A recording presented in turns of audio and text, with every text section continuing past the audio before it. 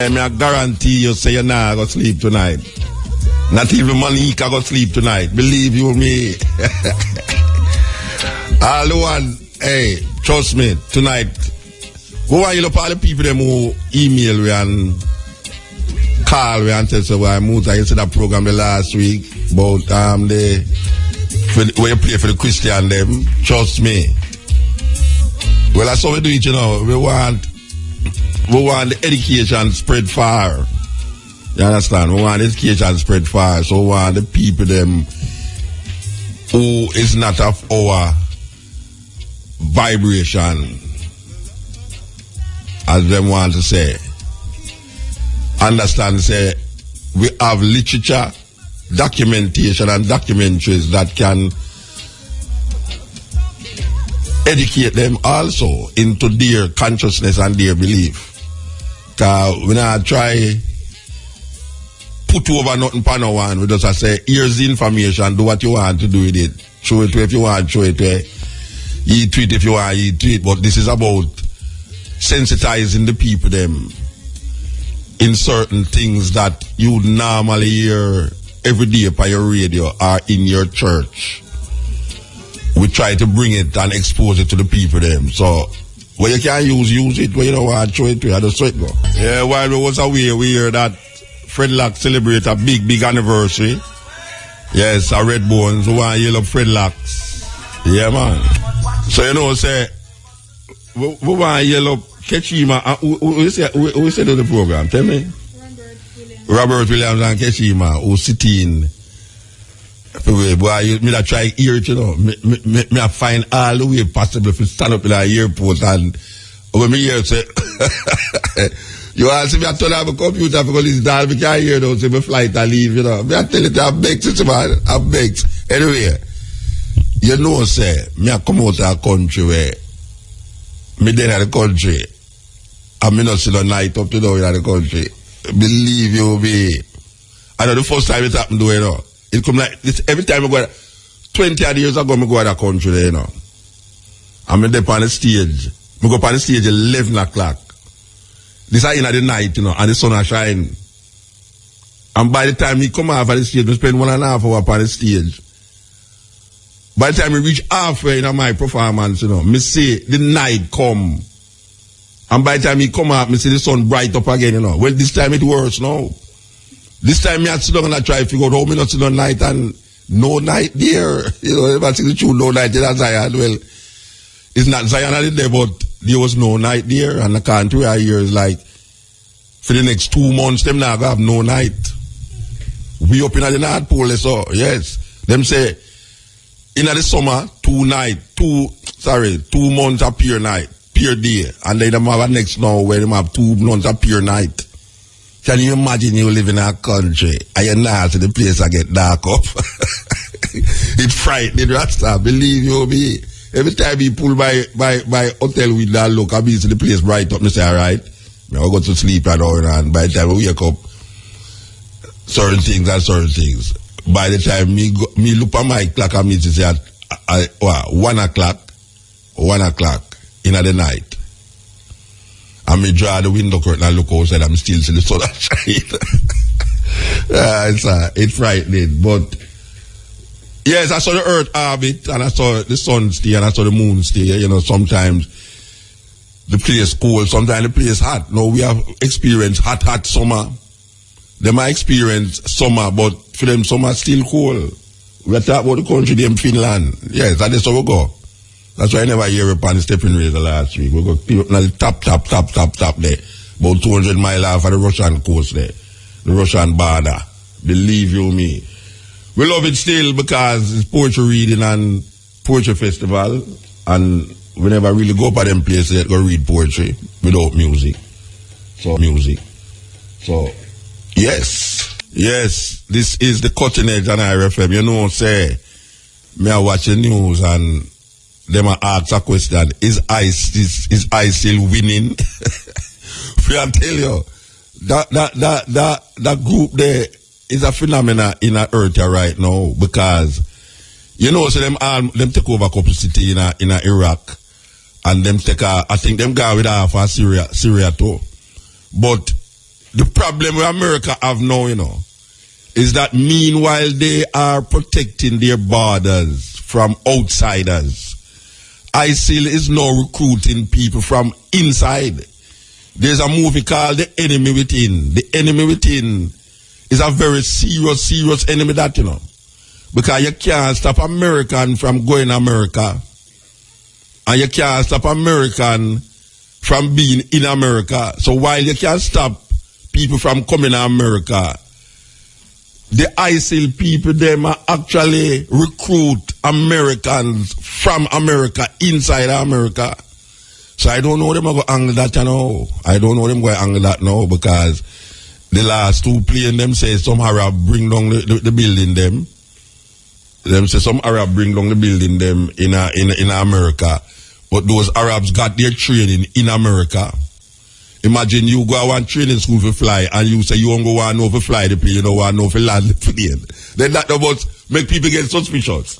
If you in that school and you don't go want to learn 1 and 1 make 2, but you don't want to know about 2 and 2 make 4, the suspicion that. And some of them say they don't go want to fly the plane, they don't want to land the plane. And obviously they never want to land the plane. But now there is a crisis in America where there is a kind of paranoia about where will the next bomber be, what state. Meanwhile, we see, and this is serious thing, them have some things where them hide under the ground. Some explosive where them usually put in the dirt. When you step on it, it explode. Well, now apparently the ISIL people them create some where when it explode, it's all a half a city blow up. No, me see them a try out some, me see them a show off with some on the internet there, where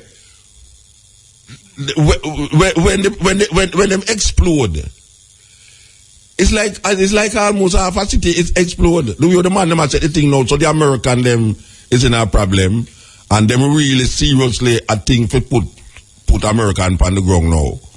Because them a say no, them people are go too far now, Rasta. Them people are really go too far. But guess what? Them gone far. So no, we're going now. We thought that the killing of Bin Laden would mean a new era. But apparently, worse than Bin Laden is here. You can't kill a man, you can't kill an ideology, The ideology is transcendental. You kill a man, you can't kill the ideology. And the ideology live on in the hearts and minds of people who embrace that ideology. And now we see little girls, teenager girls, leaving their homes and their parents to travel into Syria to join this group. And they are willing to do anything and everything to maintain their status in this group called ISIL. What a terrible thing. Meanwhile, back at home here. The man them say, look here, man. You remember how much weeks ago we did read this thing about the raising of car this and car that and how much it going to cost if you speed and this and that. Now the man them change the law legislation after how much years? 70 years. Imagine the law. No, I tell you, we can't even talk about that, because every year they get vexed, A law that for 70 years, and the man they just decide so they're going to change the law because it old. You know much law. You know, say, there was a law on the books. I don't know if it is still there. I asked my brethren, Samuel's, from last year, I asked him if this law is on the book still, and he said, don't know. Did you know that there was a law in the book that says black people in a Jamaica can only sell fish and ground provisions? Yes. you was not allowed to sell like cloth, like the Syrian them and the Jew them in Jamaica. You were only allowed to sell fish and ground provisions as black people.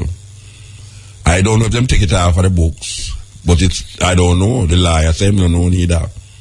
It will be very interesting to find out if it is still on the books. I don't know if money can do a investigation to find out if that law that where black people is only allowed to sell fish and ground provisions. Because it don't really make no difference now, because we say black people are sell all themselves now more than just fish and ground provisions. So, but it will be interesting to know. Just like the idea of obia. You know, obia illegal in Jamaica. I don't know why. But I think that is the next thing which should have come after too. That is like a whole thing where obia illegal. Why is obia illegal? I mean, really and truly, everybody involved in some obia thinking or not. Church people especially, who say them believe in Jesus. If something wrong with them, if them pick me harder hearing, then gone a obia man. If them pick me, if they want to pick the pass, as a matter of fact, some people go out there, man, for win lottery. The problem with it is that when they go out there, man, for win lottery, some of them not buy no ticket. And they expect for win the lottery. You know, the man who have prayed to God all the while and say, God, please let me win the lottery. Do God. For years, I pray to God, please let me. One day, God just answer him and say, why you don't buy a ticket? It's a serious thing. But there's certain laws that we are confronted with, that we need to go up on it, just like how now them go up on the car thing now, the road traffic thing, we did it for 70 years before me born, from my mother pick me. And that's a time when car never did a drive, maybe car never did even there Jamaica at them time there, 70 years ago. And the man have a law about traffic and how to maintain traffic, this and that, upon the books. And them just sit, it's when them people sit down in a parliament, though. Them want some ganja for smoking them, man. Believe you me. The Prime Minister need to tell them so they must start Parliament with the smoking of a spliff. I mean, we know all of them smoke ganja in there already still, you know. Yeah, you have 60 man in there. We know a couple of them directly where a ganja man them. We not tell you who still. But we know so them smoke ganja. For the side with them there, they are among certain man and all them thing there. They not hide it. But we don't know how that could possible. How that possible?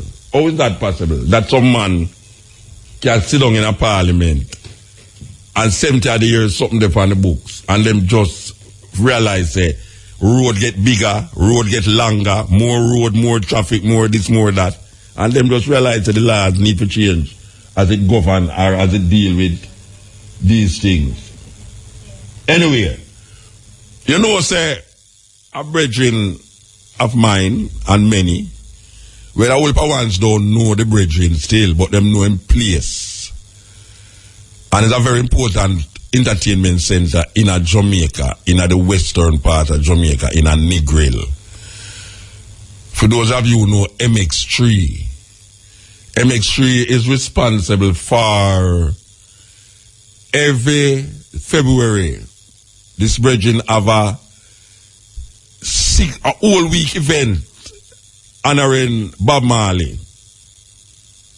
MX3, just the other day also, I think it's when we go there, I was given an award for contribution to the industry.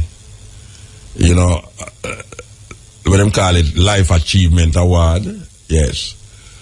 The brethren gave me, as a matter of fact, me and Lee Scratch Perry had a wonderful time. The last time I was there, it was Lee Scratch Perry and myself. I was playing music and Lee Scratch Perry. As a matter of fact, it was my birthday. I think it was Lee Scratch Perry's birthday or my birthday. But everybody who for birthday it was, you know, but I want my birthday. I feel like my birthday too, you know, because, yeah, my birthday, Lee Scratch Perry, I think happy birthday to me. Fun thing. But really and truly, for those of you who don't know about Kuba,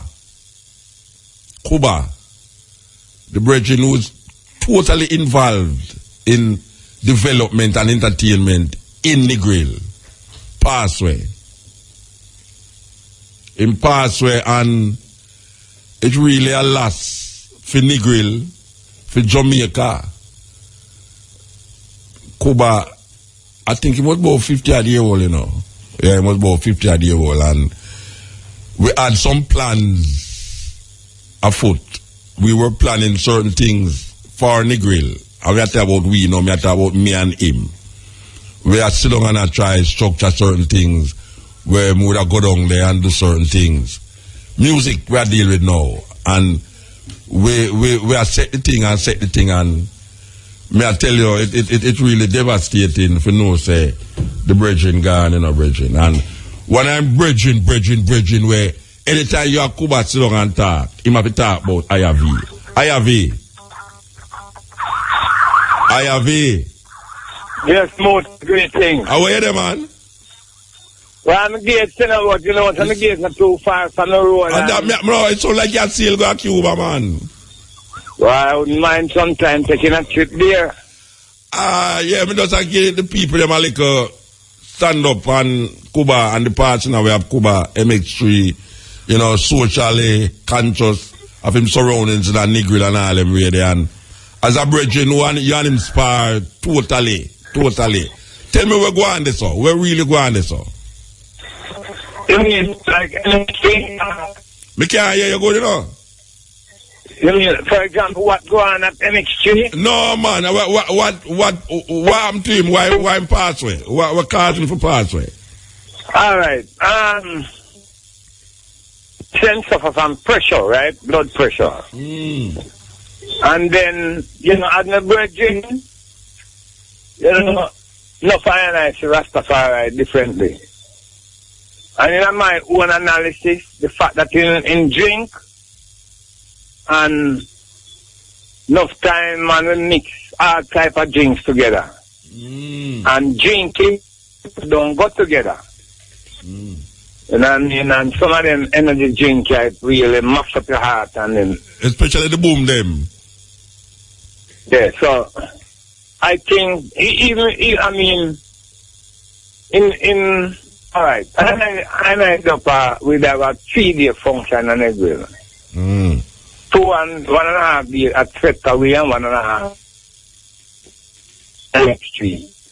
On the Saturday, the 23rd, I mean. Oh. Me are listening now. Next week. And then now in the take sick in the night, go to South Hospital, and then transfer him to do an MRI and then we're going forward to the ambulance and get a heart attack. So from then time, the Thursday, he hasn't spoken to anybody until Friday and pass out, you know. But basically the analysis is heart and then get the 2 stroke. A 2 stroke him get? Yeah, him get 1 the Saturday night and him get 1 Thursday. Well, I feel it, Rasta, because me and the brethren sit down for last year, plan out certain things for this year, you know, and well, I can't imagine you, because you and him have planned everything. Brethren, Kuba, man, Muta. Yeah. Inspiration. Kuba was the most committed person when it comes to community development inside the Negril and especially in the Western. You know, Kuba, when we leave NXT, you know, near the place, it was no accident. It needed because there's a certain level of black consciousness inside of him. You know what I mean? Yeah. And that was how him everything. You know, there's something wrong with your phone. Interview. Because he knew what it is to struggle. Yeah. And the struggle will take place among the very people and towards him reach and also. Yeah. But was trying his best to get what is due to the community, to go to the community. Yeah. So we are going now to MX3. Who are going to run that now? Well, right now, my responsibility, reasoning with the family trust that responsibility for I man, you know, because they know the level. Relationship between I technically said that to certain relatives who figure more or less Kuba did know saying I go part when I say them things that to him, you know. So even them things where they have a plan, they know so them things they still have to continue. The work still have to go on, you know? Yeah, definitely. Yeah, the work has to go on. And Saturday night, them still the 9 nights, so I still have got in a Negro, you know, play some music. Yeah. And then the funeral now is on the 4th. 4th of July. On the 4th of July. Okay.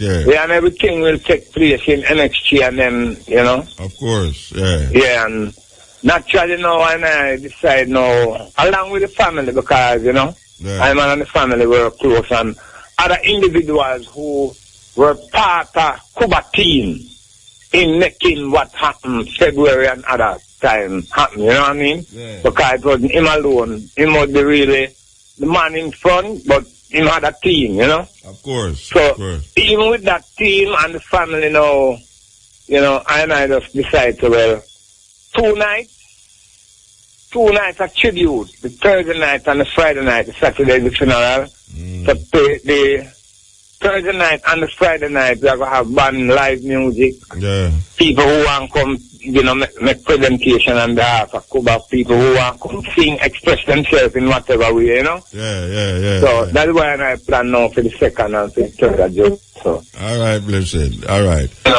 We want to give Kuba and I see send you. Yeah. Yeah, man. Yeah. No, me just say we want to give what we thinking you. Yes. Yeah, man. But from time to time, we will have other little sayings on the radio, you know? Yeah. Yeah, man. All right, give thanks, brethren. Give thanks. Give thanks. Yeah, Muta. Yeah, man, and text you. Yeah, that was IRV, and IRV is one of the brethren. IRV is one of the brethren where anytime you sit down with Kuba, IRV him talk about. Believe you me, that day, me and him drive from the airport, the Nigel airport, let's go our hotel, we open the West End, let's go, and appear IRV matter about, especially when come on to the herbs thing, the herb, the ganja growers association there.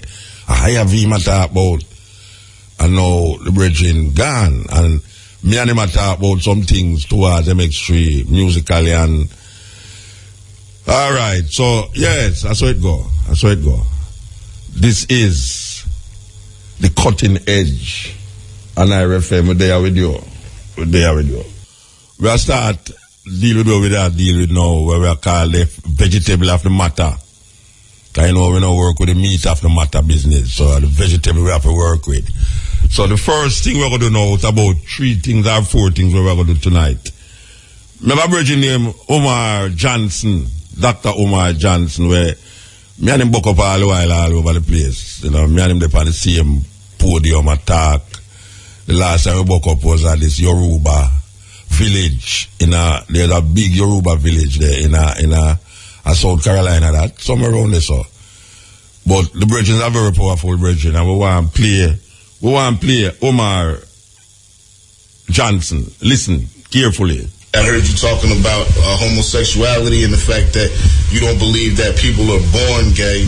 Now, I've known people that would argue that there has been scientific evidence to support that there is a difference in the mentality and the mind state of someone gay, physicality-wise. I would agree that there's something different in the mindset and psychological environment of someone who is homosexual or lesbian. I treat homosexuality and lesbianism as a mental disorder, which is what it has been for all of African history and for all of American history up until 1973. Homosexuality was listed in the Diagnostic and Statistical Manual of Mental Disorders as a mental disease in this country up until 1973. After the Rockefeller World Population Council and Planned Parenthood International, the same Planned Parenthood that is giving black women abortions all across America, okay, is also the same Planned Parenthood that also contributed to the brainstorming and think tanking that went into using homosexuality as a population control strategy in the black community. And in 1972, the Rockefeller World Population Council, with influence, with some coaching by Planned Parenthood International, decided that it would be best if homosexuality would no longer be treated as an abnormal condition, and that it be propagated in the black community as a healthy lifestyle choice. That was in 72.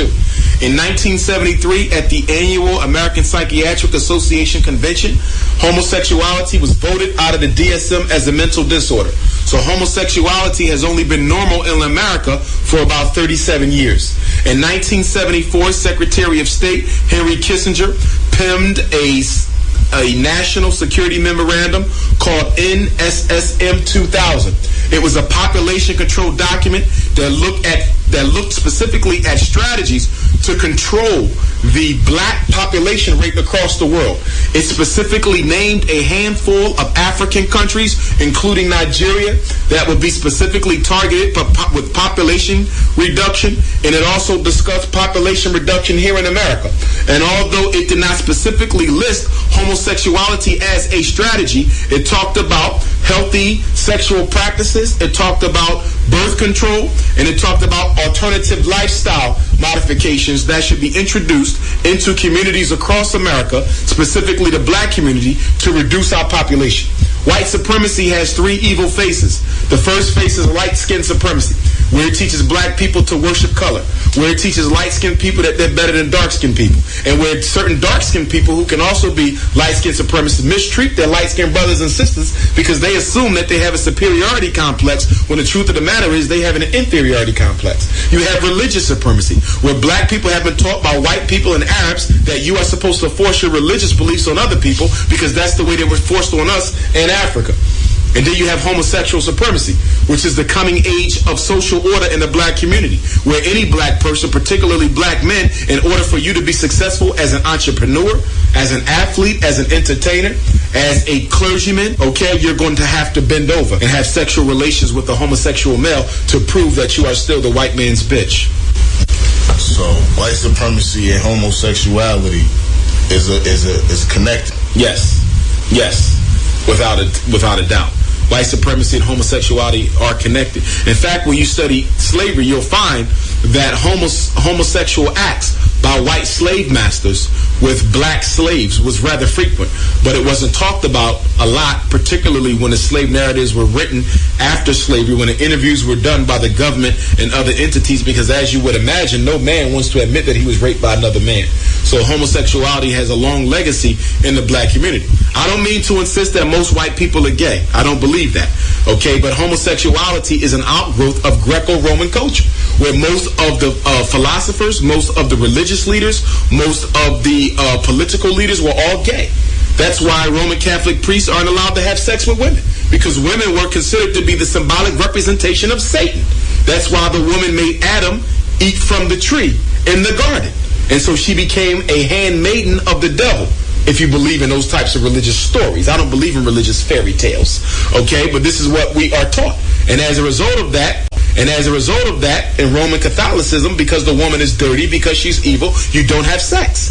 And so it is natural for humans to want to exercise that sexual impetus. And so since you can't have sex with a woman because she's the devil, then you have sex with men.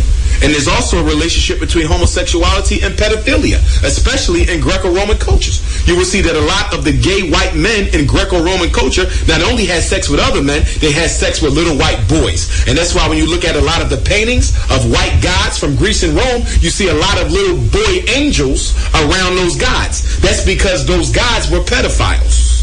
And they would have sex with the little boy angels when they wasn't administering duty to the universe. Do you think that there is any difference between male homosexuality and female lesbianism? Lesbianism and black women is intimately connected with a hatred for black men. It's also intimately connected in some senses for a hatred for black womanhood. We have to remember that the black woman was masculinized at the same time that the black man was emasculated. So a lot of black women feel that they can never embody what it truly means to be beautiful, what it truly means to be feminine. So many of them have decided to live their lives as men, the same way many black men who feel that they can never embody what it truly means to be masculine, they have chosen to live their lives as women. But for most of our sisters, I find, and the lesbian sisters who I know and have done work with, for most of them, it's a rejection of black manhood for the hatred, the rape, the molestation, the domestic violence that they've seen their mothers and other adult women in their life undergo, and certain experiences that they have had with the men themselves. A lot of lesbians who I know were sexually molested as little girls by men who they loved and trusted. So unlike many of my brothers and sisters, I don't believe they should be ostracized, mistreated, rounded up and killed. As I said, homosexuality and lesbianism is a mental disorder, and it can be cured and treated just like any other mental disorder. You can cure homosexuality, you can cure lesbianism. It's not a biological disease, it's psychological. And the reason why a lot of black people think they were born that way is the same reason why a lot of black people think they're inferior to white people. You've been going around thinking and believing something so long that it becomes your reality. It's not true reality. It's your reality. They're not born that way. There's very little proof to substantiate that. Most of the so-called evidence that is out there, because there's no conclusive proof, there's only evidence, is being sponsored by homosexual groups. So it's already biased because it's being put out by people who are trying to advance, their own set of beliefs. The bottom line is this. Forget nature and nurture. The bottom line is this. Is it advantageous for our black women, for so many black men to be gay? Period. Only 1 out of every 4 black women gets married. So if you got 1 out of every 4 black men becoming homosexual, how does that help our system? How does that help the community? How does that help our children? How in the hell do you prepare for a war with white supremacy when most of your men want to have sex with the white man he's supposed to be fighting? REFM, thought-provoking, always smoking, lyrics like a bazooka. You are listening to Muta Baruka. Omar say, homosexuality is not a disease, it's a psychological thing, and it can be cured. I tell you.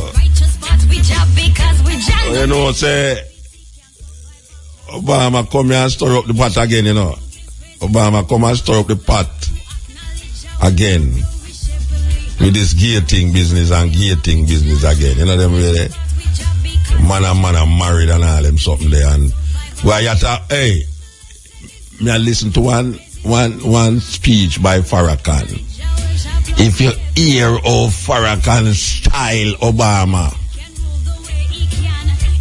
no, believe you me, that thing say Chronics call him Jesus Christ. Do you hear the Obama when Farrakhan don't style up Obama? May I tell you? They already up on the cutting edge and try partake and impart different understanding, different concepts, different ideas about different things. Listen.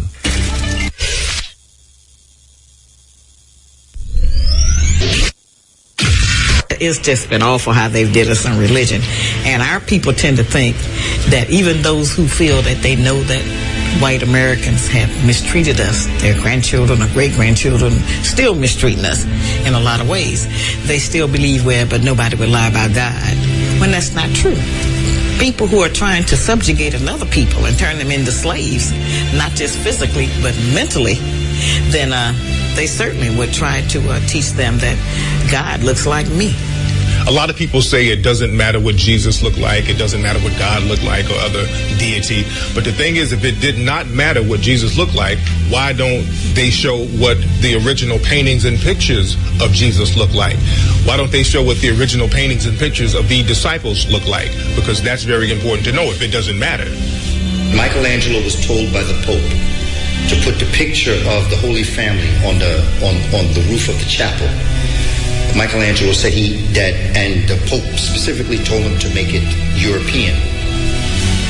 Michelangelo explained to him that there are no models of a European Holy Family. And so he said, you'll think of something, and he did. He used his family.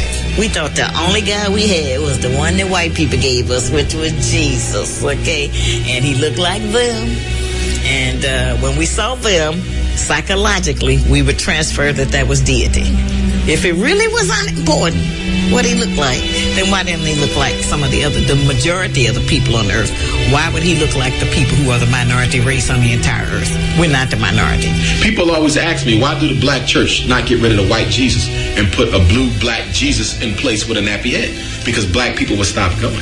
And not only did they hide the color of religious figures throughout Europe, they would hide the colors of other very important people, especially royalty in Europe. A lot of old paintings in Europe, they clearly show African-looking deities. They show the Black Madonna and Child. This is all throughout Europe. They show black pictures of Jesus. They show African-looking disciples all over Europe. And everything that you're looking at in the Roman Catholic Church today is the exact copy of what they got from Egypt. The high priest, the regular priest, you got the cardinals, you got the bishops, and then you got the Pope at top. So you had the Pharaoh, you had the high priest, you had the priests, and so you have the same type of categorization of people as they're placed in the temple, but their purposes and what they were telling was different.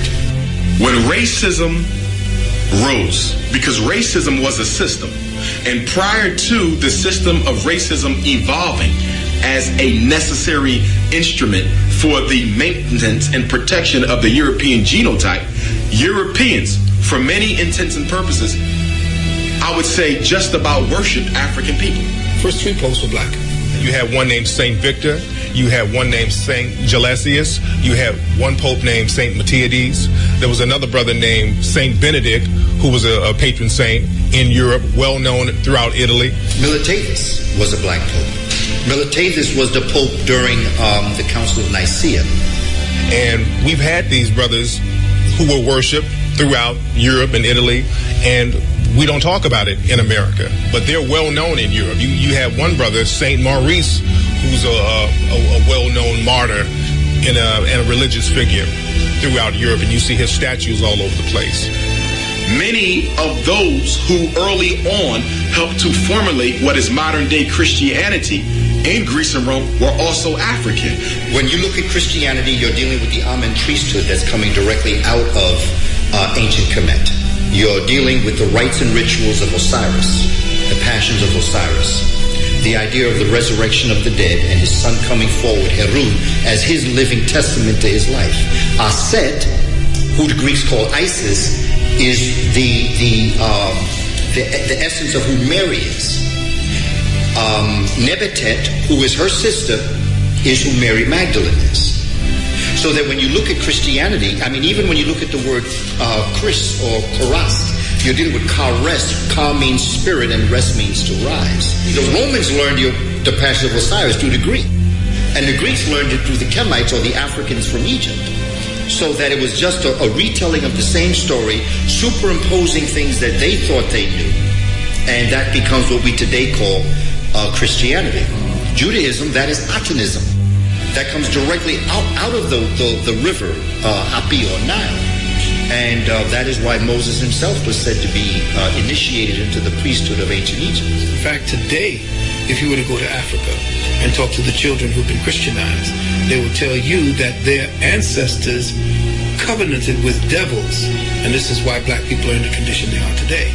So turn to Christianity, and of course you turn to the oppressor's religion, and then you eat the gruel that they give you, and at the bottom it says Jesus saved you. Of course, you're conditioning that person for another 1,000 years.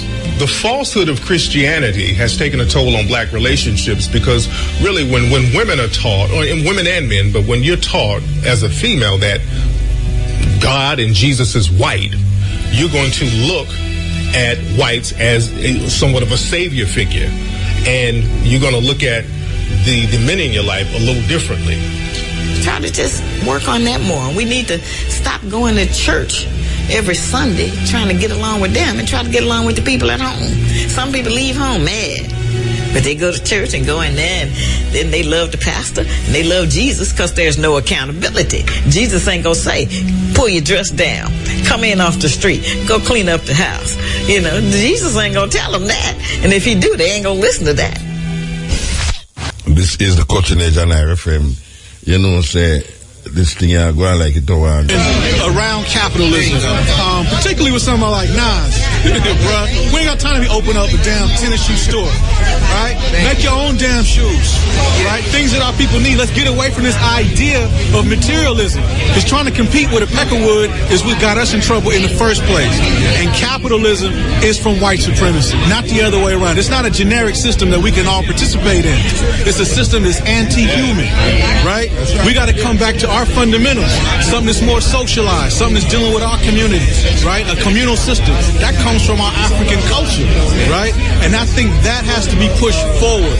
Even though we're doing some things within capitalism to survive, we're never a part of this. And we cannot afford to be, and should not even try to be. What we do here in terms of survival is a means to an end. Again, like I said, capitalism, imperialism, and white supremacy must be and will be destroyed. The whole world got it on a hot plate right now. They're not going to win, you know. AFRICOM got to go. Their interest for invading our mother continent is to rape it. It's the Berlin Conference Part 2. So trying to participate in the capitalist system, we're basically going to be playing a hand in that, and we can't. That's the highest level of betrayal, is to be part of this capitalist system. So I think it must be clear when we talk about solutions, to talk about political education. Okay. Our people need to understand these terms. We can't just say, I'm going to buy into this. I want to be a capitalist. I'm a black capitalist. I can sell anything to who I want. No, you can't. We don't need a parallel economic system where we support these crackers just saying we support our own. We need to support our own. And not just here. They talked about a global economy, a Pan-African one. That's what we're looking for, Pan-Africanism. And Pan-Africanism is also a political system. This anti-imperialist, unapologetic. We must be. Sure indeed. Now it's got to stop giving them white girls passes, that N-word too. So when we talk about calling people out, yo, we got to call them out, bro. If you ain't speaking toward our people's liberation on your record, shut up. Real talk. You've been around, you too old, you know better. We need some real things. You better put some black faces on them tennis shoes, some black star line, so we can walk to freedom or run. Other than that, man, I'm not paying for it. You know what I'm saying? We cannot emulate white power materialism. Ain't no future in that at all. The black independent schools, yo, that's where it's at. Okay. Instead of opening up a little funny restaurant and shoe store, let's get these schools popping. R.E.F.M. Thought-provoking, always smoking. Lyrics like a bazooka. You are listening to Muta Baruka. Yes. Now, you see the next clip we're going to play now. If you can just think in your mind, say it's not America him really refer to, but it's that general thing amongst black people when it comes on to the music. And rap music, just like DJ, we call dancehall music. Because if you could have seen the clip, you'd have seen him put even Vybz Kartel picture with the other rapper them. Just like how you hear Mick Jagger say, him two favorite rapper them is Jay-Z and Vybz Kartel. The only thing that, him have to listen to Vybz Kartel 100 times, you understand what Vybz Kartel I say. But this next clip I talk about the effect of the music, of rap music. And we can juxtapose what we call DJ music. When we are listening to it, we can say the man I talk about the effect of these music upon black people. Listen. Greetings, viewers, NYC Resistance. About a week ago, I posted a video entitled Jewish Finance Gangster Rap Music is Psychological Warfare. So if you haven't watched that video, I suggest you watch that one first and then watch this one, because this is the follow-up to that video. I say about 2 weeks ago, I was watching a documentary called The Tanning of Hip Hop. And in this documentary, you had different people talking about how rap music is so influential that it caused people to go out and buy whatever they put inside the music videos. If they put jewelry in the music video, people ran out and wanted to buy that jewelry from the person that the rappers were telling them to buy it from. If they put liquor in a music video, that particular liquor would jump off the store shelves. If a certain rapper wore a certain clothing or a certain name brand clothing, everybody was running into the stores looking for that name brand. Same went for footwear. Same went for vehicles. They even accredited Barack Obama being elected president to a whole bunch of rappers getting behind him and promoting him through music videos and different ads like Vote or Die or Rock the Vote, you know, stuff like that. As I watch this documentary, I wonder, are they going to talk about the negative effects it has on black men and black boys?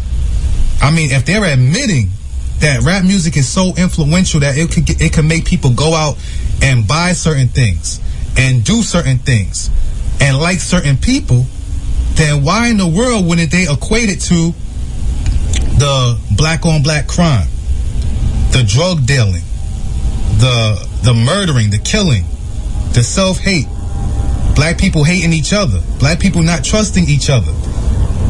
All of these themes are portrayed in the videos and perpetrated in the videos. All of these themes about hating one another, killing one another, you know, like what to buy, what to wear, you know, money ain't a thing, you know, throwing money up in the air. After you earn your money, you take it and you throw it up in the air, like brainwashing people to do foolishness, to be stupid and careless with their money. Are they going to talk about what rappers portray in their music videos? You know, and I mean, the whole documentary played itself out and they made no mention of this. I was like, wow, here it is. You had black rappers. You had black entrepreneurs. You had Caucasian business owners who were CEOs of Cadillac Corporation saying, yes, we sold a record number of Cadillac Escalades simply because we placed that vehicle in music videos. You had the Gap paying LL Cool J to promote their clothing line, you know, to promote their shopping at the Gap. And I mean, they never made a mention of how influential it is on the black mind. Here they are admitting that rap music is a form of brainwashing, you know, social engineering, conditioning, but they never mentioned the violence that is portrayed inside these rap videos and in the lyrics of these songs. And I'm like, yo, this is clear proof that rap music is being used to destroy and undermine the black race, to cause the black race to want to self-destruct and destroy themselves. This music is like a virus. It enters your mind and it reprograms you to destroy yourself and to destroy each other. If you watch nothing but negativity all day or listen to negativity all day, there's no way you can live a positive life. And today's music, that's all it promotes, is violence, jealousy, self-hate, hating other people that look like you and nobody else, materialism, and just a whole bunch of other evil. And y'all got to understand that a people's entertainment is their culture. When you're not working, what you do in your spare time to entertain yourself and have fun, if it's listening to something that's negative but masked in a way that it looks appealing and looks attractive to you, then that's what you want to do. Because when we watch these rap videos, you know, the rappers are wearing a whole bunch of jewelry. They're surrounded by a bunch of random beautiful women that aren't their girlfriend or their wives, promoting promiscuousness. A lot of times there's guns, there's violence towards other black people in these videos. And this is what we're soaking up and drinking in. And a lot of people are emulating it because they've been programmed to think that that's the way to live. Somehow you're going to derive fun and excitement out of being just like these people. You see, so when our youth go out in the street and they wear their pants down at their ankles because they saw a rapper on stage with his pants down to his knees, thinking that it's cool and that's how you get the girls and that's how you get well liked, you know, and dressing like this somehow is going to bring you wealth as it did the rapper. You know, they learned the hard way that all it does is bring the attention of the police. All it does is give the police an excuse to mess with you in the street and put you into a corporate-owned cage so they can profit from your incarceration. You see, once you're in jail, they force you to work. They force you to make slave goods at pennies a day. If you don't work, they put you in solitary confinement. You see what I'm saying? And that's all because you want to follow the lifestyle of a rapper that in these music videos, he appears to be successful. He appears that he doesn't have a care in the world. He has endless money. He has beautiful women that don't really care about him, that are just there as long as he has money. They don't like you for you. They don't care nothing about your brain. They're only with you because of what you have, because of the material things that you have. You know what I mean? When somebody really likes you, they like you for your mind. They like you for who you are as a person. And that person is never going to leave you because you're uniquely you. No one could ever be you. So if that person loves you for you, then you don't ever have to worry about losing that person. But if somebody loves you only for your money, as soon as your money's gone, they're gone. You see what I'm saying? Because anybody can have money. There's nothing unique about you having money because anyone can have it.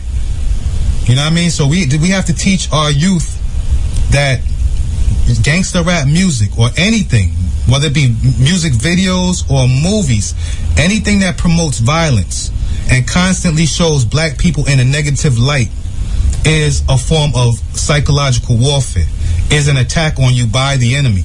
The enemy will not finance anything that portrays you in a positive light, or if they do, it's very minimal.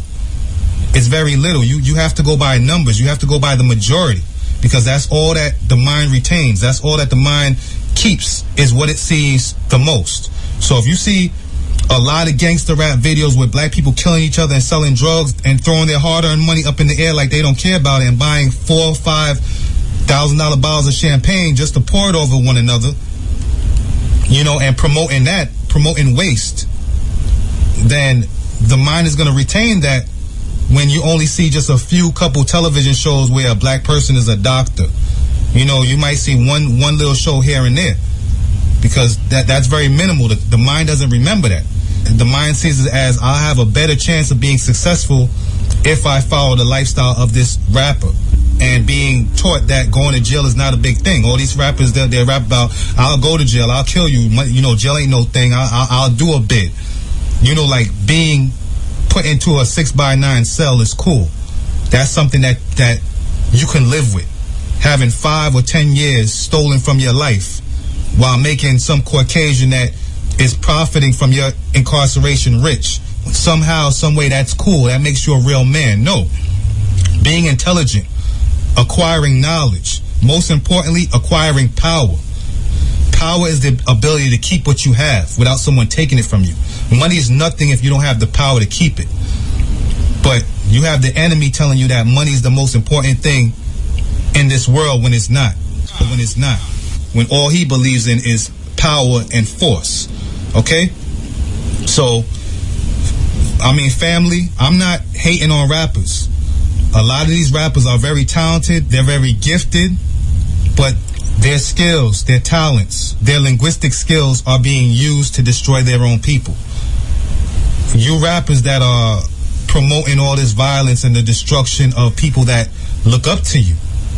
Because these kids, when they see you, they look up to you as their role model. They say, I want to be just like you.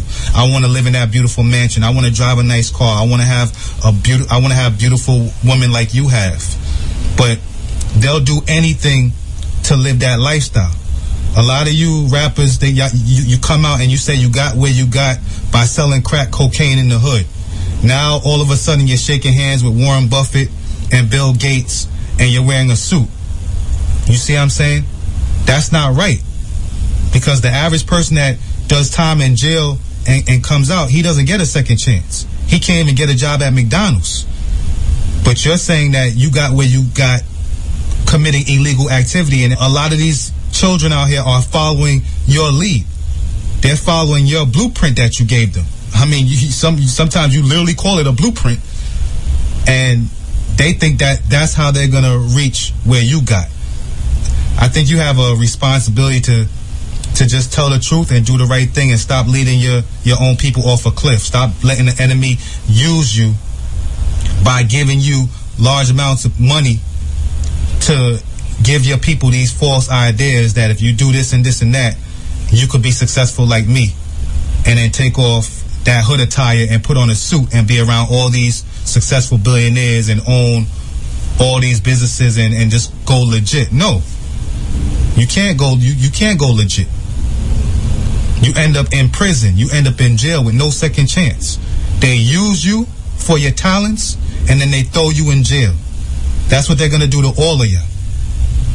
They're going to use you to promote this lifestyle of self-destruction on your own people, and when they're done with you, they're going to stuff you in jail with all the other people that you brainwashed into going to jail. We've seen it happen again and again and again. And they don't forgive you once they're done with you. You see what I'm saying? When they're finished using you to fulfill their agendas, they wring you out like a dirty cloth and they throw you in the trash. They don't even put you up to dry. They just throw you away. Okay? So, I mean,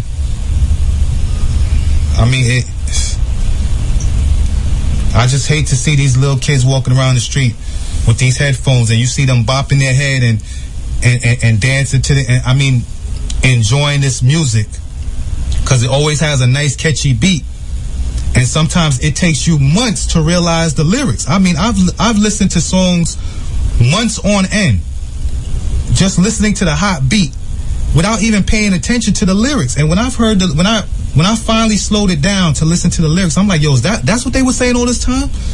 Literally being brainwashed and not knowing you're being brainwashed. You have to pay attention to what you're listening to because your subconscious is deciphering it whether your conscious mind is or not.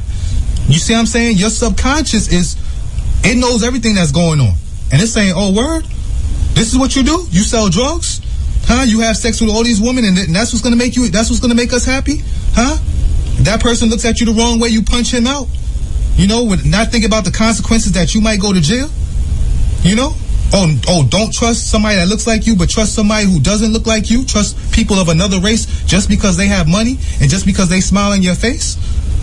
I'm not saying all Caucasians are bad. I'm just saying that a lot of Caucasians that have money and power, how do they use that power? Case in point, when Steven Spielberg was going to make a movie about the Tuskegee Airmen, Red Tails, he went to Hollywood to get $80 million to finance this movie. They would not give him the money. They would not finance the movie because the movie portrayed black people in a positive light. Red Tail was about the Tuskegee Airmen and their contributions during World War II. So Steven Spielberg had to go reach into his own pocket and finance that movie himself. You see? Because Hollywood does not want to make movies that portray black people in a positive light. Okay? Even Denzel Washington talked about how a bunch of Jewish people called him into a room and told him this. I got a part in a movie in 1986. I called it The Nigga They Couldn't Kill. Oh. Yeah, he was supposed to be...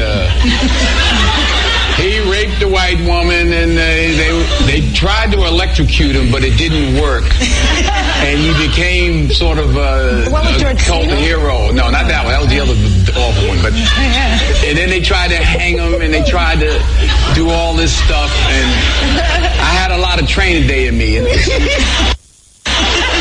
there were some Jewish people in the audition, and I said, yeah.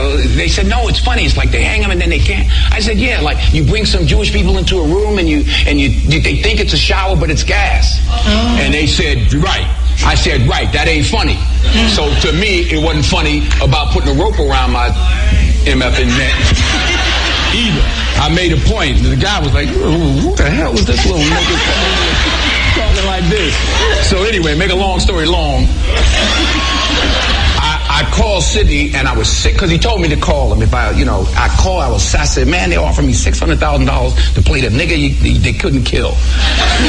And he said, I'm not going to tell you what to do. He said, I'm not going to tell you that, Denzel. He says, but I can tell you this. The first 2 or 3 or 4 films you do in this business will dictate how you're perceived in this business. Mm-hmm. So you make a decision. You know, he didn't tell me what to do, and I'll give him credit for that. And I turned it down, and 6 months later, I got Cry Freedom and got an Oscar nomination. So it could have gone an entirely, you never know. Mm-hmm. It could have gone, my whole career could have gone an entirely different way. Well, in a different way. Okay, yeah. Status? And all the Jewish people now, just making a point. But I was dead serious about that because they were laughing. Like, oh no, it's funny. They electrocute him, and then I could just see the poster with me with a rope around my neck. I just had dreams about it. Like, question.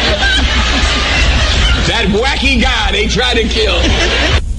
So when I make these videos, it's not me trying to create problems amongst the races. It's me trying to help my own people and not see us be destroyed, because this enemy, once again, I am not generalizing Caucasians, because every Caucasian does not have power. Every Caucasian is not behind this. So when I talk about what I'm talking about, I don't want someone who is delivering pizza or a garbage man or some Caucasian that has a job where his job isn't affecting the lives of black people. I'm not talking about you. I'm not referring to you. So why you would want to jump in and tell me you're offended and try to silence me when you know this is destructive to the black mind? And I'm trying to wake black people up to save themselves and stop being influenced and poisoned by this trash, by this psychological warfare. Why you would try to halt my efforts is beyond me. So I'm going to start to see you as an enemy if you try to stop me from waking up my own people and making them realize that they're being brainwashed, they're being influenced by this gangster rap music, by these violent movies, by these fake reality TV shows that don't reflect actual reality. Okay, this is not our reality. This has nothing to do with us. This is a facade. It's not real. It's fake. It's phony. It's plastic. Okay? Everything that they're promoting in these different forms of so-called entertainment is to destroy us. Okay, they're Trojan horses meant to look glamorous, but when you reenact it in real life, it's going to destroy you. Everything is to promote jealousy and mistrust amongst us. Everything, from even in the early morning shows, Maury Povich and Jerry Springer, the paternity test stuff. Okay, it makes you think twice about your own relationship. And anybody who says no, I don't think about it, is a liar. There's no way you could be watching all this stuff all day about mistrust and you not start to wonder if there's a reason to mistrust in your own relationship. And this is done by design to implant these insecurities in your mind. So you start to question the people who you should trust and trust the people who you should question. It's your enemy's way of flipping everything inside out and upside down. I really don't want to be rambling, but this is so important, man. This is what is destroying us. This is the only reason that you see the youth behaving the way they're behaving out here in the streets. They're taking on this lifestyle because they see it as a way out of poverty. They see it as a way of being happy. They look at these people in these music videos and they sincerely think that materialism and money is going to make them happy. No. Love is going to make you happy. Having a circle of people that care about each other and you trust one another, that's what's going to make you happy. Okay, not the money. Trust me. Nothing you could buy in the store is going to make you happy. Take my word for it. Okay? I'm not some bum that hasn't had anything.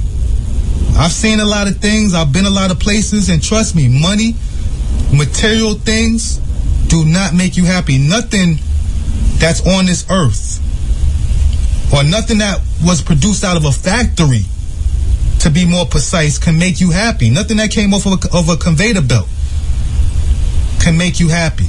Human beings make you happy. Nature makes you happy. Being healthy makes you happy. Okay? Stop falling for these lies that a bunch of money, a big house, an expensive car, looking like you're rich, but not actually being rich, but having no real material wealth, but just appearing like you're rich is not happiness, folks. Just please stop falling for these brainwashing lies. They're destroying us. All right? I don't mean to sound pathetic, because I know some of y'all are going to say, yo, F that. You know what I mean? I'm going to do me and this and that. And this might be the last warning you get. Some of y'all might go out there on the corner and go sell drugs tonight and end up, in that man's cage, right where he wants you. That's what all this rap music is about. That's why the enemy is financing it. That's why Jewish Zionists are financing this, to destroy you. They want you in cages. Okay? Black people aren't financing this. Okay? That's the truth of it. Black people are not financing your destruction.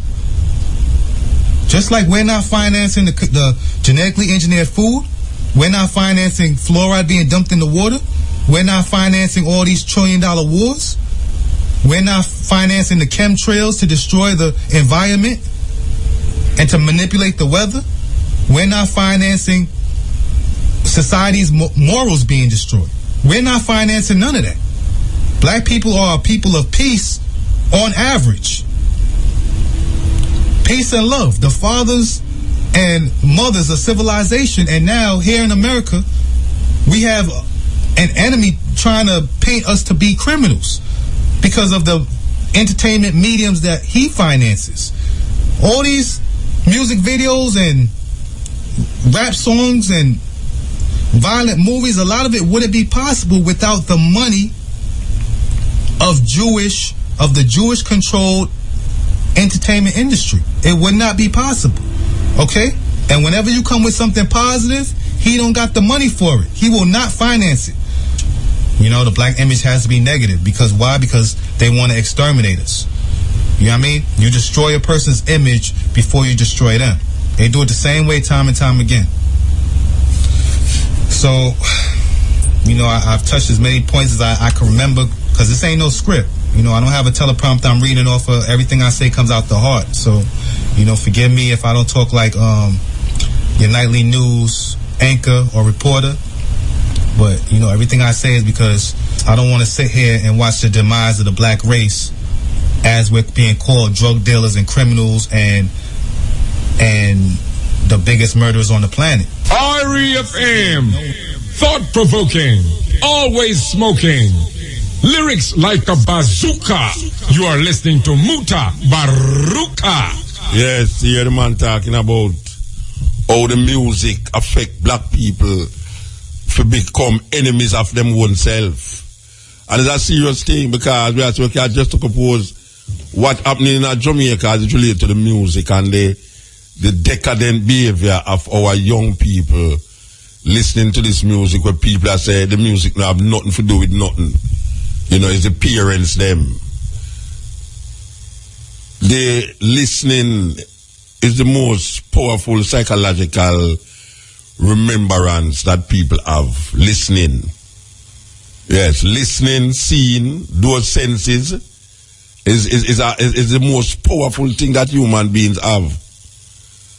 And most of what you know or feel come through one of those senses. Them say 5 senses you have. Most of what you know or feel come from one of those senses. Seeing and listening. Very powerful. Very, very powerful. And if somebody in their right mind can keep saying that the music now have nothing to do with nothing, well, boy, I don't know. Because music influence people. As a matter of fact, a whole heap of the artists them now come like some little mimic. Like zombie. One artist say one thing and all of them jump on the thing. If them say the tune it, them go say the same thing like the first artist. And go and say unique. I don't see no unique artist about the place right now, you know. When it come on to the dancehall thing, you know, because it just take one sister to go up on stage looking like say she got go. Because she follow Rihanna nakedness. Rihanna go up on the stage. When I say half naked again, you know. Full naked. And then now them take it up over here, so. And it gone, and everybody start dressed the same way. I don't see nothing unique about that. But believe you me, the prejudice is right on time, right on the tip. Say, yeah, the music. There's something that is pushing this thing away. Jamaica was once the maker of consciousness. And this consciousness come about through the music. And if people say the music now have nothing to do with nothing, look at what reggae music do. With some little white youth and some little Japanese youth. Look where the music project, how far the music go. To make some little white youth in a room and talk about Rastafari. Me just there Finland and me don't know, Finland the way up near the North Pole there and some white people, I mean a whole heap of them. I flash them locks and I say Rastafari. That me I say, all right. And then the music break through that barrier and go over there, so you can just imagine now the dancehall music and most of the dancehall artists them. I mean now hold back nothing. Most of the dancehall artists them have negative connotations in their music, negative lyrics. Most of the dancehall artists them. I mean I say them same dancehall artists just say boy right now the music now have nothing to do with nothing. How can people think that? How can people say that? You have to say the young people them in Jamaica get so naive and stupid that them don't understand the power of music.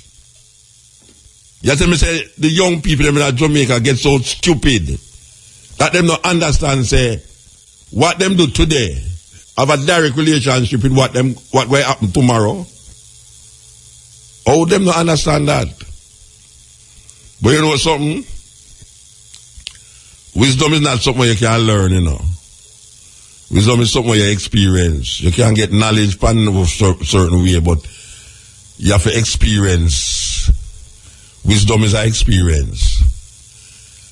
And the weirdest thing about it is that you will see an artist that said the same madness today, and 10 years down the line, him go out like him never did that said a madness there. It's like him get converted.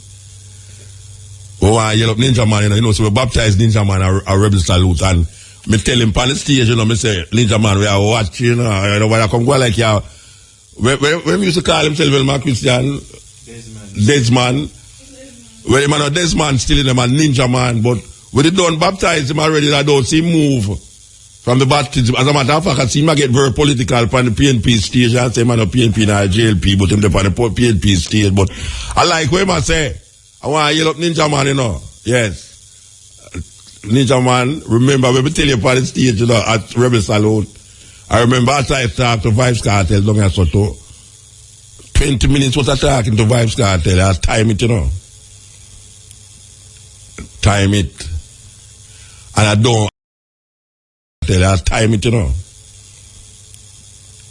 Time it. And I don't, and I hope somebody will listen to me when no Vice Cartel, you know. To say, Vice Cartel, remember, say, when me tell you is when me get hole, you know, in a rocking chair and no teeth in my mouth. And it never even take me in a rocking chair. I have no teeth in my mouth. What happen to you? It's a weird thing. It's a weird thing, you know. Because they used to not listen to me, you know. And every time I talk, I don't think him smiling, and I say, Bridget, you see, when me, you see, 10 years time, 20 years time, when me not have no teeth in my mouth, and in a rocking chair and a cringe up, so, you have to see what me I say. And watch ya.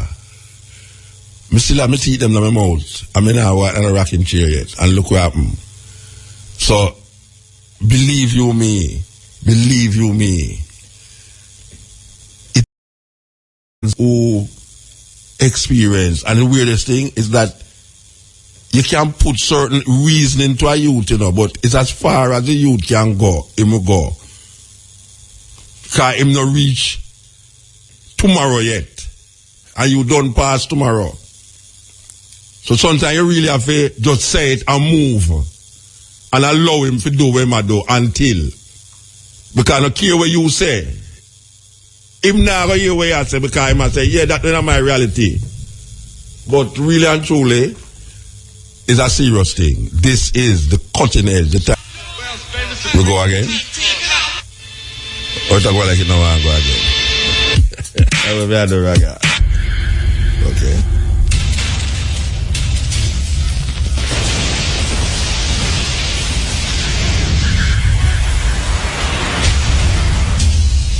You know, a lot of people, in order to get rid of their own guilt, they will try to minimize the significance of slavery and Jim Crow. They'll say things like, well, I wasn't there. That was a long time ago. You weren't there. Why are you upset about it? Other people were enslaved too. Other people were treated badly. So why are you whining about it? So there are all types of excuses people say now to minimize the significance of African American slavery and Jim Crow. One thing that makes me mad is when people say it's not that bad. It's like me kicking you in your teeth, and I'm the one saying it's not that bad. You got kicked in the mouth. It doesn't matter whether you were around during slavery. It doesn't matter if your ancestors owned them or not. What matters is this: you benefit today from the enslavement of African people. And everyone who looks like you benefits in some way, shape, or form from the accrual of resources, of wealth, and of financial status that was reaped on the backs of my ancestors. A common narrative now is that black people shouldn't be upset because Africans enslaved other Africans, and there are a lot of holes in that theory. The thing is, there is no type of comparative slavery coming out of Africa. People never had a slave-based economy. African people in Africa never had a shipbuilding economy based on slavery. They never had an insurance economy based on slavery. Slavery had a different cut to it in Africa. European slavery is the slavery that is the unforgivable slavery. It's the most vicious. When blacks sold other blacks into slavery, they thought it was the kind of slavery that they had, where you had to maybe work in the field, your family had to live over here on the side, you couldn't live here, or your children had to go to school after my children. It was things like that. They had no idea it would be the kind of terror that was put upon us here in America, and they didn't come over here and go back and tell. And so they just were able to just keep shipping people through that system. During the European slave trade in Africa, there were some Africans who complied with the Europeans, because basically when the Europeans went into Africa, they gave them an ultimatum. Look, we have these advanced weapons. You're going to be our slaves, or you're going to help us make them our slaves. So you make a choice. So a lot of people were forced to comply with the Europeans. 3 things make American slavery different and black oppression different from everybody else's. Number 1, it was a process of dehumanization. No other slave in world history was dehumanized, prevented from identifying as a human being. Nobody else. We are the only people in world history who have ever been dehumanized. Number 2, your inability to learn was codified as a federal crime. Nowhere in history were slaves not allowed to learn, ever. You could be killed reading a book. You have never seen that in world history. And number 3, it's the only oppression where the whole world benefited. Everybody benefited from the enslavement of African people, and nobody did nothing about it. That makes your predicament different. So no matter how much we want to join ranks with the Latinos and Arabs, you have nothing in common with them. In fact, you need to be careful, because just like with the civil rights movement, they will use you again for your numerical strength and then abandon you at your time of need. They're always trying to find a comparative form of slavery coming out of Africa, and the slavery there, the servitude there, was much different than European servitude. There's a book by an African gentleman. This is the first time an African who was captured in Africa and brought over to the New World, this was the first time he got to tell his story from his own perspective. A guy named Oluda Agboyano had a book that was a bestseller in the 1700s, and he talked about the difference of being enslaved in Africa and being in servitude in Africa and Europe. He talked about when he was in servitude in Africa, the people, the Africans who had him in servitude, they treated him like an extended family member. They treated him with a certain level of humanity and dignity. And he said once he got to the European slave ships, their slavery was something totally different. He'd never been beaten before. They were beating him. So he specifically stated how barbaric the European slavery was as compared to the African servitude. We have people today who deny that the history itself is even relevant to who we are as a nation of people and to what America represents in the world. There's no America without slavery. There is no economic dominance. There is no greatest American century without the capital produced by the work of black people in this nation. Point of fact. A lot of historians now will try to make it seem like slavery was just this stain on the fabric of America. But in reality, slavery was the fabric of America. Cotton was king. Slavery was the #1 game in town. Let's not get it twisted. A special kind of slavery we enacted in America had never been enacted before. And that is, not only are you my slave, but your children will be my slave, and your children's children's children's children's will be my slave. In fact, you will never get out of slavery, regardless of how many generations of your, in quote, family is born in this place that was new and different. Many of the African leaders over in Africa, when they found out what was really happening to enslaved African people, when they found out that they were being taken from Africa and not being brought back, when they found out how inhumane many of the Africans were being treated, many of the African leaders fought the Europeans back, and that's a story that they never like to talk about. One person in particular was a Queen, Madam Tinubu, who's a leader in the area we now know as Nigeria. When she found out what they were doing to the Africans, she fought vehemently against the British. So you get the interesting history, this really interesting narrative that the conservatives tell that basically says Rosa sat down, Martin stood up, he had a dream, and we all overcame. And so therefore, since the signs of Jim Crow came down, obviously racism does not exist. Obviously, therefore, this is the land of equal opportunity. Obviously, therefore, when I'm looking at a 40% unemployment rate in the land of opportunity where racism does not exist, then this is because these folks are fundamentally, structurally flawed. I told a white woman this one time and she broke down crying. I said, are you benefiting off of what your great-grandparents did? She said, yes. I said, you know what they did to get that right? She said, yes. I said, are you ashamed of that? She said, yes. I said, but don't you still benefit off of it? She said, yes. Are you willing to give it back? No. So what does that make you? You know, the damage has been done. Everyone who has, from the levels of what we talk Caucasian, Nordic, and so forth, no matter what ethnicity they may come from, they can always shave, they can always put on different clothes, and the skin can give them a pass. They can even change their names. But we are immediately identified. There's no way for us to hide who we are. So what have we had to do? We've had to adapt. We've had to even adopt. Or the civil rights struggle. Latinos and Mexicans deliberately stayed out of the civil rights movement.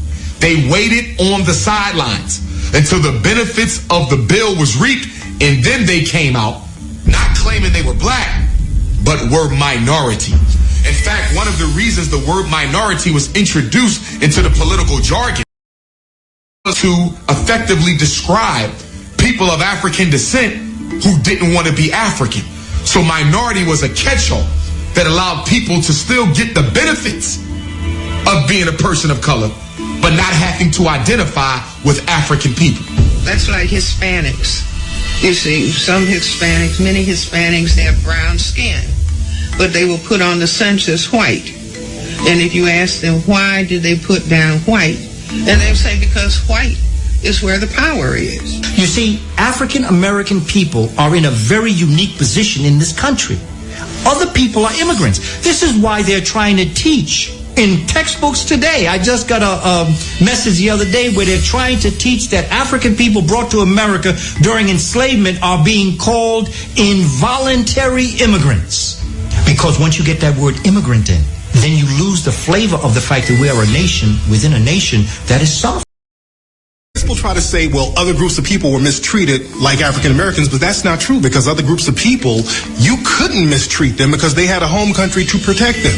You couldn't mistreat certain Asian groups of people because they had a home country that would protect them. As a matter of fact, there were some Italian immigrants who were lynched in the late 1800s. Italy almost went to war with the United States based on that, and the United States had to apologize to Italy because of the way they were treating the immigrants. In the late 1890s, I think it was, in New Orleans, some Italian sailors they thought they did something, and these Italian sailors were lynched.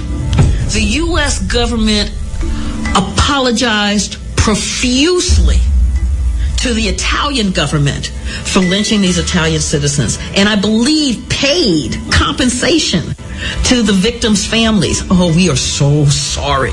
Now, you take that, so at a certain level, you know this mess is wrong. Cutting edge.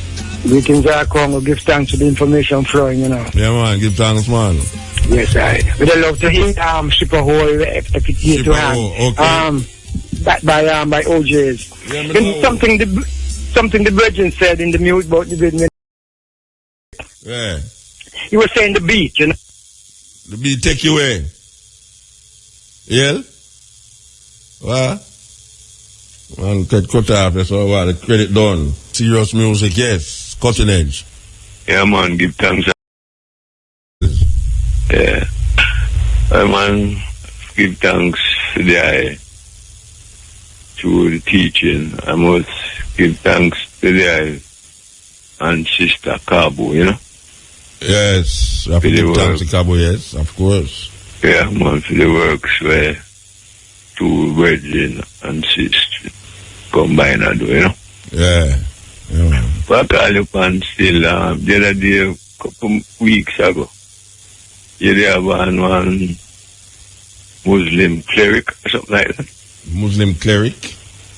In talk about in an interview a Muslim brother in charge of the Caribbean or Jamaica. Oh, yeah. Caribbean, yeah. And him go down to a point there where he say that we talk about the Muslim and the Christian. And him go there one night time when he say, boy, is that the Muslim and the Christian are going to unite to fight the Antichrist. Yeah, well, we must say that, the two of them have the same ending, you know. Yeah. The two of them have the same ending, which is the ending where Christ come and save everybody. Both the Christian and the Muslim. Because the Muslim don't believe in Jesus Christ, but them does not see him as the Son of God. Yeah, but my concern is that who might call the Antichrist? The Antichrist would have been the oppressive system against Christ's laws and doctrine. Okay.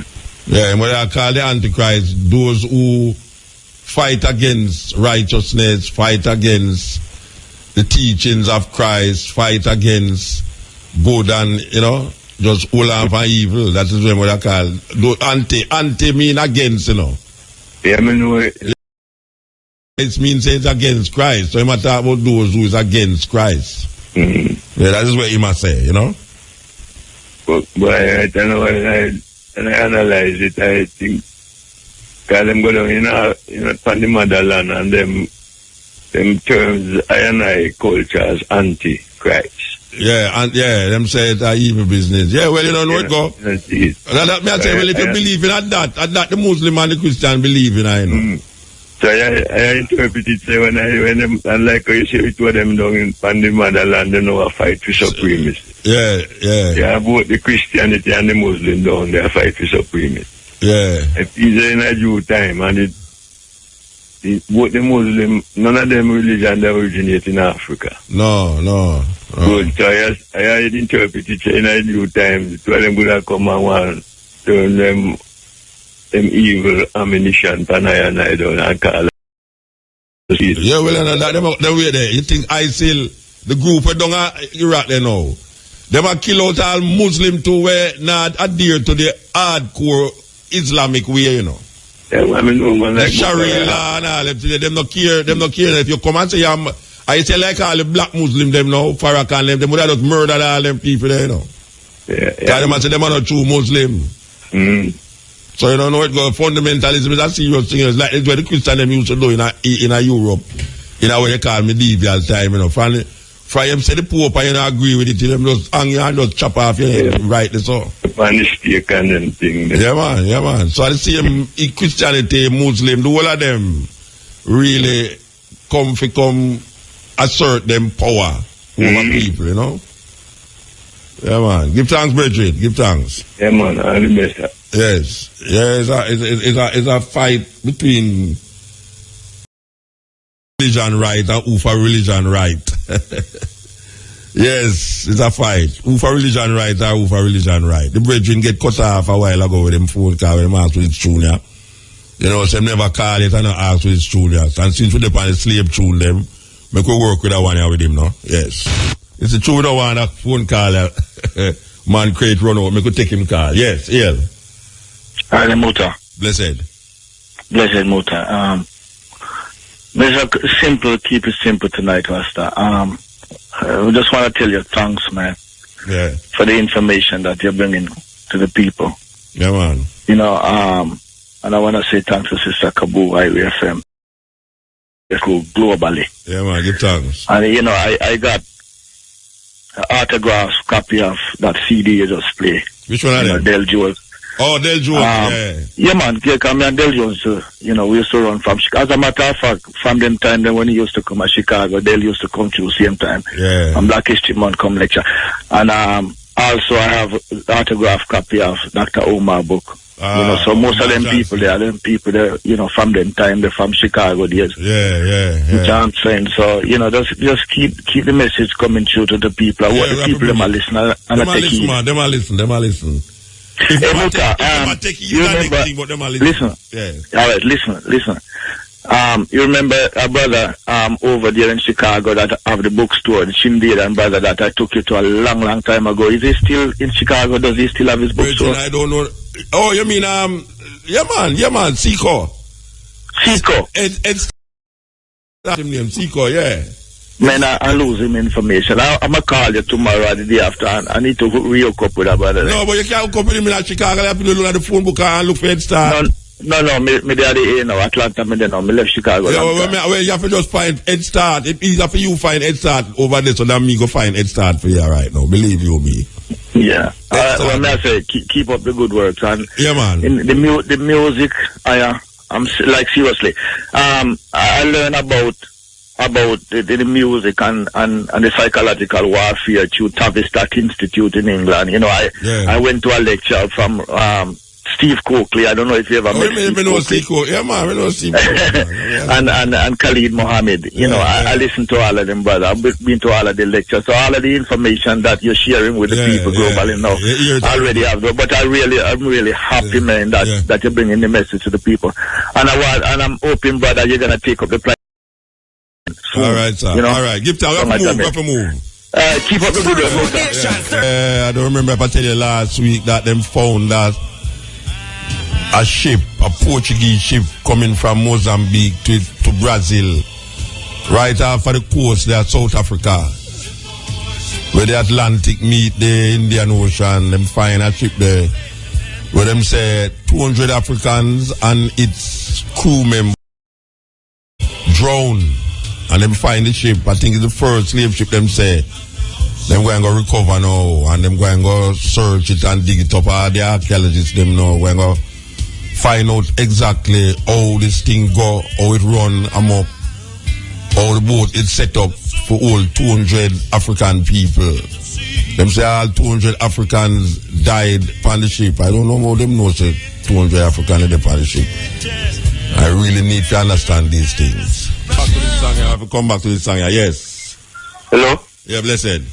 One man. Cutting edge. Yeah, man. A long time no talk to you, you know? Yeah, well, you have to talk since you're right now. You're coming in on the foolishness right now. When Steve the last time I talked to you, I talked to you about Jesus Christ, his flour, rice, and... Jesus Christ, what?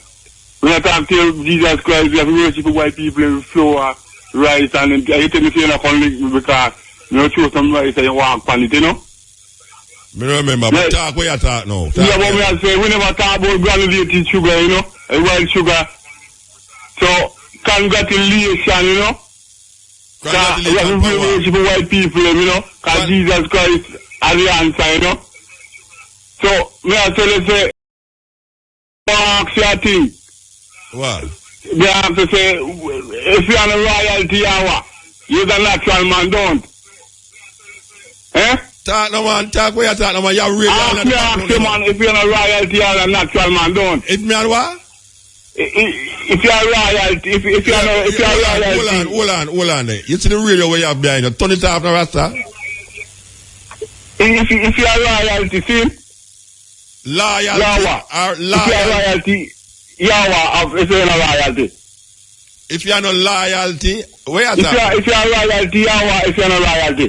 If you're royalty, if you're no royalty, you what? Yeah. Me no know. Tell me no. You're natural man then, man. Not you. All right. That's what you say. That's what you say. So what? Yeah, so me I tell you, say, for right now, I know that Jesus Christ was a royalty. Okay. So I come back 3 times. I come back as King James, and I come. Here one now.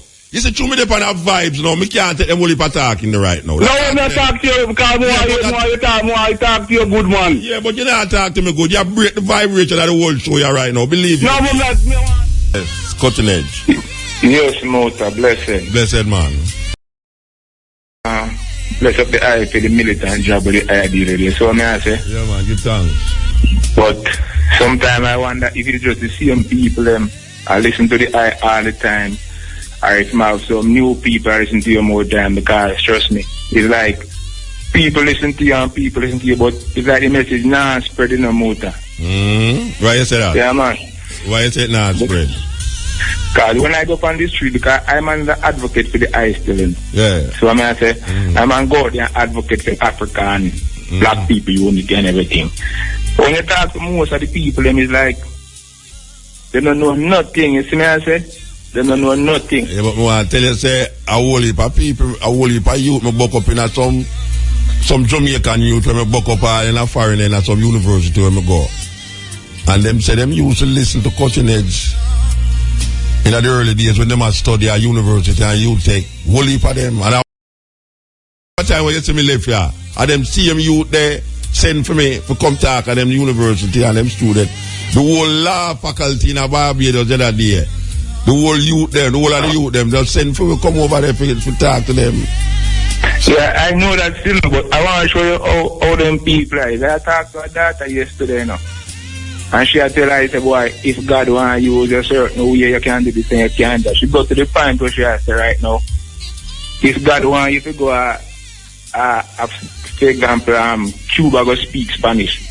He can just take you up to there and send you to Cuba and you speak Spanish. I say, daughter, oh, you get them thinking there from. Yeah. So I say, if God want you to work for him, can't do that. I say, you ever dream of seeing that something like that happen? Yeah. So I say, yes, it can happen. So right now, the colonizing indoctrination is that out of the people, them I think. Well, because I tell you something now. You see what we are doing so now, and we are doing it for how long, you know. But it's called another 100 years. Yeah. So everything happens how we want it to happen, you know. So, but we now going to stop through, we are say, a whole heap of people now listening, you know, because a whole heap of people are listening, when a whole heap of people now listen. So we now going to stop through where I feel say, we are cater for the people them who now listen. We are cater for the people them who are listening. You understand? That's how it go. Yeah, me even hear some youth on the TV, on the radio tonight, I talk on the show just before you there. And the man, they was like, they might defend the slackness with them, and make it look like them now sing to the youth them. So me I say, if your neighbor play the radio, and you're youth over here, you're listen to it, you tell me you now play for the youth them. But I don't know when, since African people are make songs separately for children, separate for big people, and separate for old people, you know, I think say, really live in a condition where the songs were sung to the family, not to those individuals in the family. Exactly. So I said, because we have name Bob Marley, man like Lucian, or man like Barry Salmon. The man they make it to the top and you can play the man the song in any car with your family, in any church. You see me, and the man they make it to the top. Yeah, that's so right. I can't sit out. How the youth them just want to pull up them pocket of money and then just... Yeah, the table we play a while ago with the brother talk about all the rap music. Yeah, man, I listen to all them things. I can't sleep right now because I don't sleep on them nights when you're on the program, you know.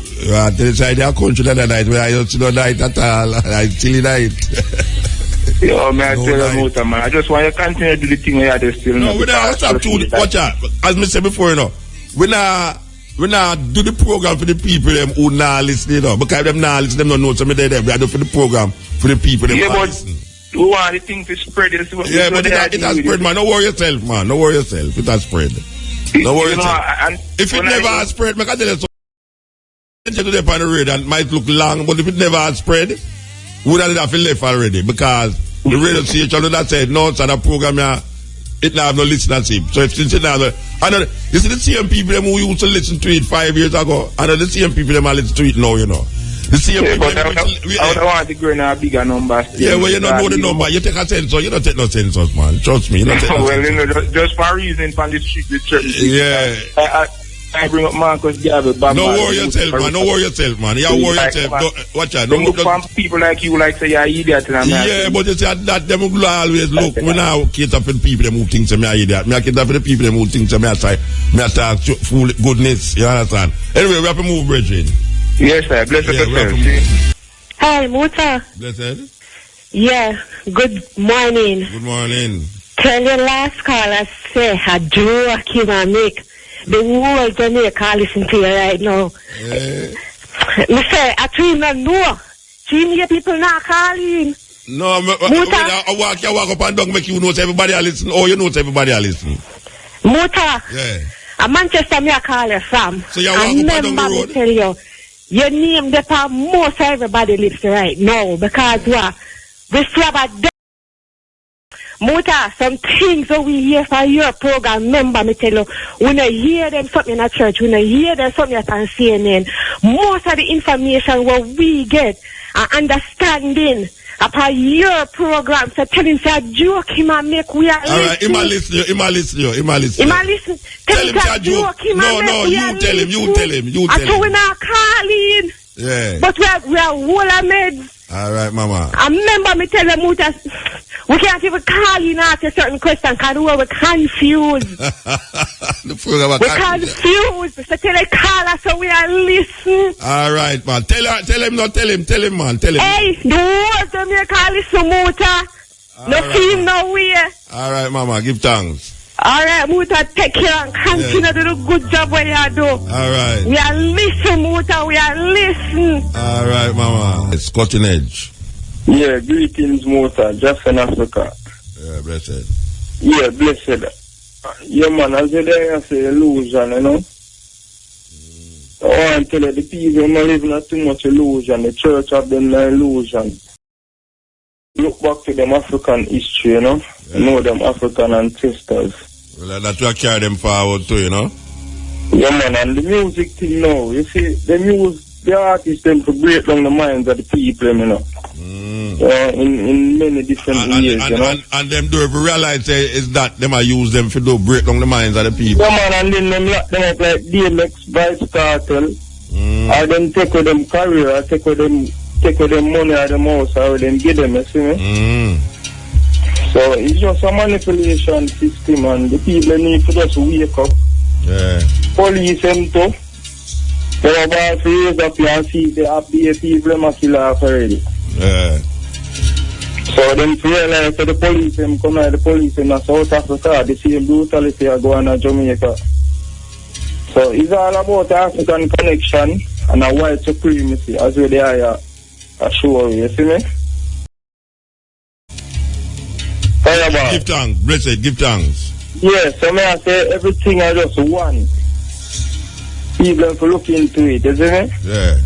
And Africa. Yeah, blessed. Repatriation and reparation. Yeah. Reparation money for run to take back the thing. Alright, so give thanks, yeah? That's yeah. Tell up all the people them who find them Africanness and who not afraid to express them Africanness. Because it's all about self-identification, identifying yourself and know who you are and know who we are as a people. Because we lose it across the Atlantic Ocean. We lose it across the Atlantic Ocean. And somehow we are, because somehow we never come here as a slave. Somehow we come here for free slave.